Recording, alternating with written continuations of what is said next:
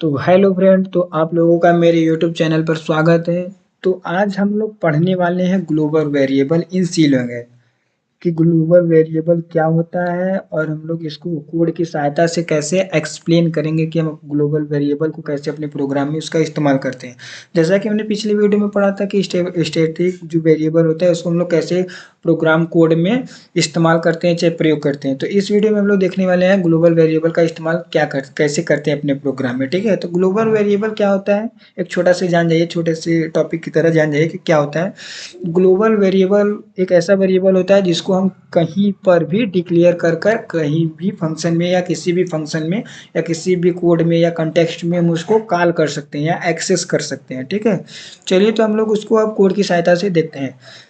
तो पहले हम क्या करेंगे, D C plus plus app चाहे टर्बो सी चाहे वी एस कोड जो आपके पास एप्लीकेशन हो आप उसे ओपन कर सकते हैं। ठीक है, तो हम लोग जो है कि देश सी प्लस प्लस में करते आ रहे हैं तो हम लोग इसको ओपन करेंगे। ठीक है, तो कंट्रोल एन की सहायता से हम लोग एक नया पेज ले लेंगे। ठीक है, कंट्रोल एन की सहायता से एक नया पेज ले लेंगे। ठीक है, तो अब हम लोग इसमें पहले क्या लिखेंगे को सिंटेक्स, जो हमारा सी का सिंटेक्स है उसको लिखेंगे। तो हम लोग सी का सिंटेक्स देखिए ये होता है। ठीक है, जो ये हमारा होता है ये हमारा हेडर फाइल होता है और ये हमारा मेन मेथड होता है, वाइड मेन। ठीक है, जो ये होता है हमारा मेन मेथड। और कोई भी कोड या प्रोग्राम हो गया इसे हम मेन मेथड के अंदर ही लिखते हैं। ठीक है, तो हम लोग क्या करते हैं, पहले हम लोग फंक्शन को डिक्लेयर कर दे रहे हैं। ठीक है, कि यदि कोई भी वेरिएबल हो गया चाहे फंक्शन हो गया, अगर उसको डिक्लेयर करेंगे तब ना हम ग्लोबल वेरिएबल को उसमें कॉल करेंगे। तो ग्लोबल वेरिएबल के लिए हम लोग कहीं भी उसको डिक्लेयर कर सकते हैं। तो मान लीजिए हम यहाँ पर int as equal to global variable को हम लोग यहाँ पर डिक्लेयर कर दें। इंट ए जो है हमारा ग्लोबल वेरिएबल है, इसको डिक्लेयर किया। इसके पहले हम लोग क्या करते हैं कि एक फंक्शन को नहीं जाने दीजिए, उसको हम लोग बाद में करेंगे। ठीक है, तो पहले क्या करते हैं कि ग्लोबल वेरिएबल को डिक्लेयर कर दिया। अब हम लोग एक फंक्शन या जैसे दो तीन फंक्शन में इसको कॉल करते हैं, क्या एक्सेस होगा।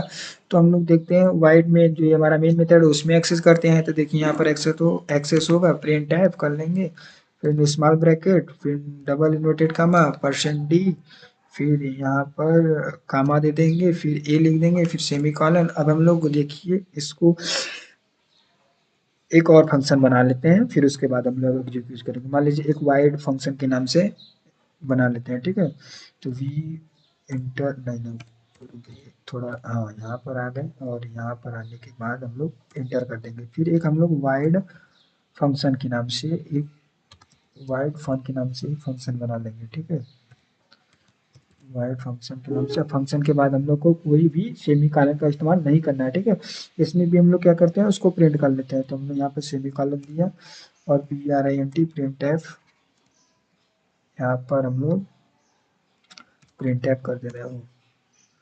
Print F semi colon inverted small bracket फिर डबल इन्वर्टेड कामा, इसके अंदर हम लोग %d फिर कामा लिखकर ए फिर सेमी कॉलन दे देते हैं। ठीक है, अब हम लोग इसको देखते हैं, कॉल करते हैं, क्या हमें एरर मिलता है या क्या होता है एग्जीक्यूशन या कंपाइल करने के बाद। ठीक है, तो हम लोग F9 कर देते हैं। ठीक है, तो पहले तो इसे सेव मांग रहा है, तो मान लीजिए हम लोग इसको सेव कर दे रहे हैं कोई भी एक्सटेंशन। जैसे मान लीजिए हम यहाँ पर r1.c के नाम से हम लोग इसे सेव कर दे रहे हैं। तो यहाँ पर हमने इसे सेव कर दिया। तो देखिए ये जो हमारा एरर दे रहा है ये कह रहा है कि हमने कोई भी फंक्शन जो हमने यहाँ पे वाइड फंक्शन बनाया है उसे हमने कहीं डिक्लेयर ही नहीं किया कि हमने इसको जो हमारा फंक्शन है वो क्या है।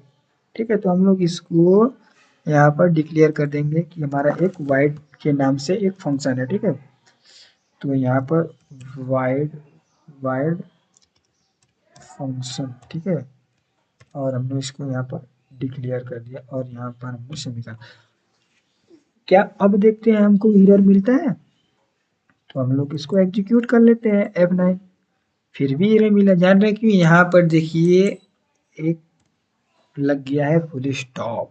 ठीक है, फिर इसको हम लोग देखते हैं, एग्जीक्यूट करते हैं F9, तो देखिए हमको क्या मिला, जीरो एरर मिला, जीरो वार्निंग मिला। ठीक है, यानी कि जो हमारा कोड है वो परफेक्टली सही है। ठीक है, अब हम लोग इसको आउटपुट इसका निकालते हैं। तो हम लोग F10 की सहायता से इसका आउटपुट देखते हैं क्या आता है। ठीक है, तो आउटपुट देखिए हमारा क्या आया है, जीरो। ऐसा क्यों जीरो आया? अब आप लोग देखिए, क्योंकि हम लोग ने इंटीजर वैल्यू दिया है, ठीक है। और रुकिए, पहले F10 कर लेते हैं, F10। और यहाँ पर देखिए हम लोगों ने इंट a इक्वल टू क्या दिया है, कोई वैल्यू नहीं दिया है। हम लोग किसको, कितने वेरिएबल को डिक्लेयर किए हैं, वन वेरिएबल को। तो यहाँ पर इंट वेरिएबल क्या है, आउटपुट में क्या है, वन आया, जीरो आया है, ठीक है। अब देखते हैं कि जैसे हम किसी फंक्शन हो गया, ठीक है, या जैसे मल्टीपल फंक्शन हो गया, अगर उसमें हम एक्सेस एक्सेस करना चाहते हो तो क्या एक्सेस होगा? तो चलिए एक दो फंक्शन और बना लेते हैं, ठीक है। तो हम लोग वाइड फन के नाम से फंक्शन बना लिया। अब एक हम लोग वाइड डिस्प्ले के नाम से बना लेते हैं, वाइड DIS, ठीक है। वाइड डिस्प्ले के नाम से एक फंक्शन बना लेते हैं और उसमें भी हम लोग प्रिंट करते हैं। कंट्रोल C कर लिया। अब यहाँ पर हम लोग इंटर देकर सेमी कॉलन देखेंगे, फिर इंटर कर देंगे और यहाँ पर हम लोग कंट्रोल V कर देंगे, कंट्रोल V कर देंगे, ठीक है। अब देखिए यहाँ पर हम लोग को कंट्रोल V कर दे। अब हम लोग इसको एग्जीक्यूट कराते हैं, देखते हैं क्या एरर आता है या क्या आउटपुट आता है। तो कंपाइल करा दिया, देखो 0 0 0 वार्निंग आ गया, ठीक है। अब हम लोग इसको एग्जीक्यूट कराते हैं, तो एग्जीक्यूट करा कर देखते हैं, रन कराएं। देखिए रन कराने पर यहाँ पर एक ही आउटपुट है, जानते हैं क्यों आया एक ही आउटपुट? क्योंकि जो हमने यहाँ पर अभी डिक्लेयर नहीं किया, ठीक है। जैसे कि हमने जो इंट a इक्वल टू है, तो वाइड मेन का जो फंक्शन है बस यही हमको रिजल्ट दे रहा है, न कि वाइड फंक्शन का दे रहा है, न कि वाइड डिस्प्ले का दे रहा है। तो हम लोग यहाँ पर भी इसको डिक्लेयर करेंगे, ठीक है। तो यहाँ पर इसको हम लोग डिक्लेयर करेंगे, void dis void display semicolon फिर इन्वर्टेड कॉमा, ठीक है। अब हम लोग क्या करेंगे, इसको सेव करेंगे। सेव करने के बाद कंट्रोल S करेंगे, फिर उसके बाद एग्जीक्यूट कराते देखते हैं आता है क्या आउटपुट। नहीं, अभी भी नहीं आया। तो इसका क्या कारण हो सकता है आप लोग जानिए, ठीक है। क्योंकि मैं आप लोग को बताना चाहता हूँ कि ये क्यों ऐसा नहीं आ रहा है। क्योंकि जो ये फंक्शन है, वाइड डिस्प्ले हो गया, वाइड फंक्शन हो गया, आप कितने भी चाहे फंक्शन बना ले, जब तक उसे मेन मेथड में नहीं लिखेंगे तब तक हमारा कोई भी फंक्शन कॉल नहीं होगा, ठीक है। इसलिए मैं इस फंक्शन को बार बार आप लोग को एग्जीक्यूट और आउटपुट दिखा रहा था कि क्यों नहीं आ रहा है, ठीक है। तो अब हम लोग कोई भी फंक्शन को कॉल करेंगे, किसमें कॉल करेंगे, अपने मेन मेथड में। तो हमारा मेन मेथड क्या है, वाइड मेन, ठीक है। तो इसमें हम फंक्शन को लिखेंगे जो जो हमने फंक्शन बनाया है, जैसे वाइड फॉन्ट, वाइड डिस्प्ले, ठीक है। तो यहाँ पर हम लोग वाइड फन, वाइड फन, फिर ये इसको दे देंगे कल इसमें सेमी कॉलन, फिर इंटर, फिर वाइड डिस्प्ले, जो कि डाटा हमारा डिस्प्ले करेगा, ठीक है। अब देखिए, अब हमको क्या कोई एरर मिलता है, क्या आउटपुट मिलता है, चलिए चेक करते हैं। तो एग्जीक्यूट कराते हैं, तो देखिए हमको कोई भी एरर या कोई भी वार्निंग कुछ मिला नहीं मिला, मतलब कि सब जीरो है। मतलब कि हमारा प्रोग्राम जो है कंपाइल जो किया वो लाइन बाय लाइन सही है, इसमें कोई भी सिंटैक्स एरर या लॉजिकली एरर, कोई भी एरर नहीं है, ठीक है। तो अब हम लोग इसको रन कराएंगे, इसका आउटपुट देखेंगे, ठीक है। तो आउटपुट के बाद भी जीरो ही आया, ठीक है। क्यों जीरो आ रहा है? क्योंकि हमने यहाँ पर एक ही वेरिएबल लिया है, इसलिए हमारा जो है आउटपुट क्या आ रहा है, जीरो आ रहा है, ठीक है।